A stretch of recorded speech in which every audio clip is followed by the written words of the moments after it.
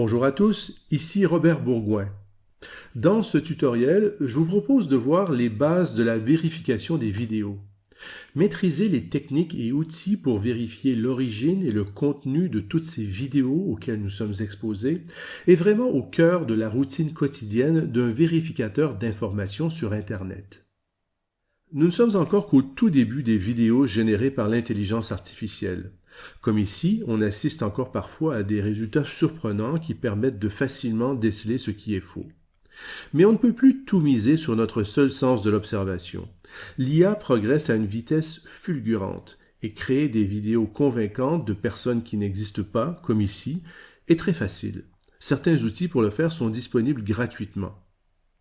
Tout cela, bien sûr, sans oublier que n'importe qui peut simplement télécharger et remixer du contenu de YouTube, par exemple, pour créer des histoires trompeuses sans recourir à l'intelligence artificielle.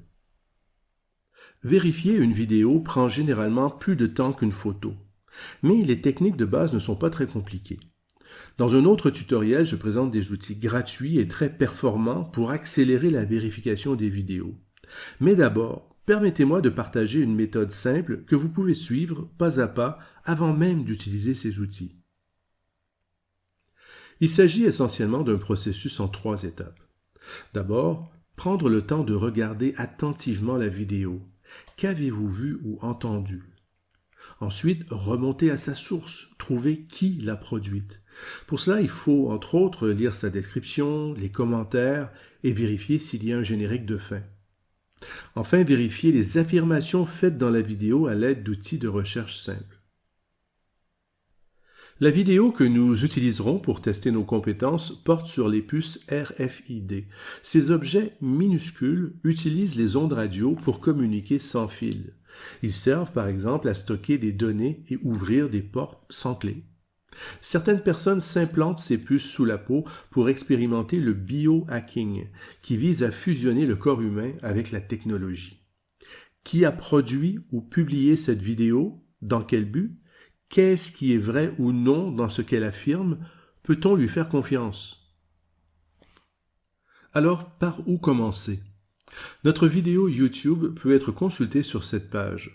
bourgouin.com/cfi, bourgoing.com/cfi.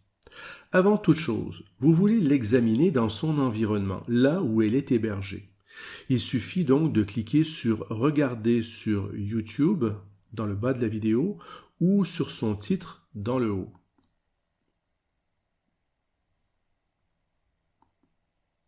La première étape pour vérifier une vidéo peut sembler évidente. Tout comme pour une photo, il faut prendre le temps de la regarder attentivement. Celle-ci dure plus de 7 minutes. Vous pouvez mettre ce tutoriel sur pause et revenir plus tard si vous le souhaitez.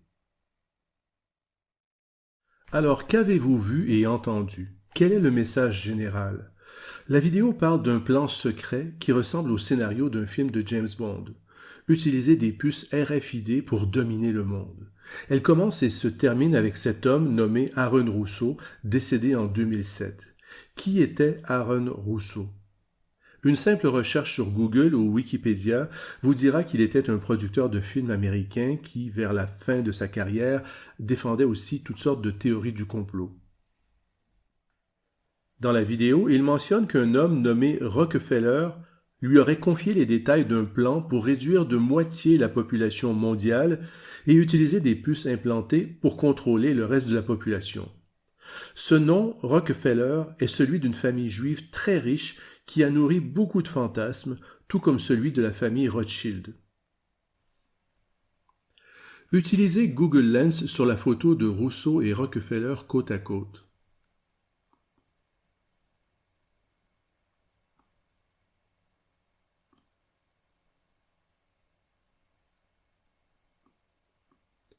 Vous découvrez que le Rockefeller dont il est question, c'est Nicolas, ou Nick Rockefeller.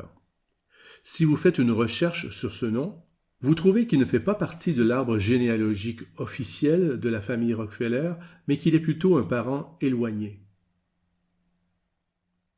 En poursuivant dans la vidéo, vous voyez des extraits de plusieurs reportages sur ce phénomène bien réel de l'implantation de puces sous-cutanées. Un patchwork de contenu médiatique qui donne une certaine crédibilité au montage vidéo et prépare ce qui suit.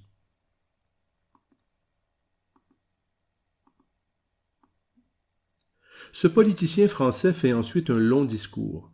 Vous l'écoutez et comprenez que la vidéo a été réalisée pour soutenir cette théorie du complot qui faisait partie de son programme au moment de la campagne présidentielle française de 2017.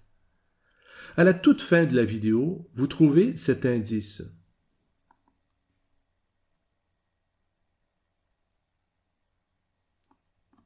Radio Pariman 2.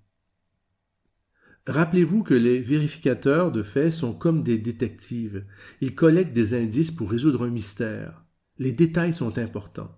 Regardez toujours une vidéo jusqu'à la fin pour trouver une signature, un logo ou un nom. Gardons cet indice de côté pour le moment. Si la vidéo n'avait aucune information dans un générique de fin ou d'autres indices permettant d'identifier son réalisateur, vous pourriez jeter un coup d'œil sur sa description et ses commentaires.